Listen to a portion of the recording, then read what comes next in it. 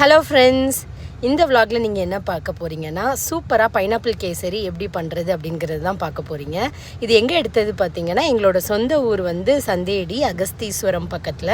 அங்கே எடுத்த vlog தான் இது. பைனாப்பிள் கேசரிக்கு ஃபஸ்ட்டு நெய் ஊற்றி அப்புறம் ட்ரை ஃப்ரூட்ஸ் எல்லாத்தையும் வந்து ஃப்ரை பண்ணி எடுத்துக்கிட்டாங்க. அப்புறம் வந்து ஒரு பங்கு கேசரிக்கு 3 பங்கு தண்ணி ஊற்றி ஃபஸ்ட்டு தண்ணியை நல்லா கொதிக்க வச்சுட்டாங்க. அதுக்கு முன்னாடியே ரவையை நல்லா ஃப்ரை பண்ணி எடுத்துட்டாங்க. ஸோ தண்ணி நல்லா கொதித்த உடனே அதுக்கப்புறம் கேசரி பவுடர் போட்டாங்க, அப்புறம் சுகரும் போட்டாங்க, அப்புறம் கொஞ்சம் வனஸ்பதி நெய் எல்லாம் போட்டாங்க. ஒரு சூப்பரான ஒரு டிப் சொன்னாங்க. அது உங்களுக்கு யூஸ்ஃபுல்லாக இருக்கும்னு நினைக்கிறேன்.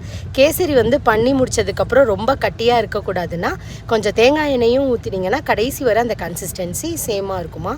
நீங்களும் இந்த சைடு வந்தீங்கன்னா இந்த சைடில் உள்ள கல்யாணத்தெல்லாம் கண்டிப்பாக மிஸ் பண்ணாதீங்க. அங்கே உள்ள அவியல், சாம்பார், ரசம்லாம் ரொம்ப டேஸ்ட்டாக இருக்கும். ஸோ வரப்போகிற vlogs எல்லாமே உங்களுக்கு இன்ட்ரெஸ்டிங்காக இருக்கும்னு நினைக்கிறேன். Like, share, subscribe.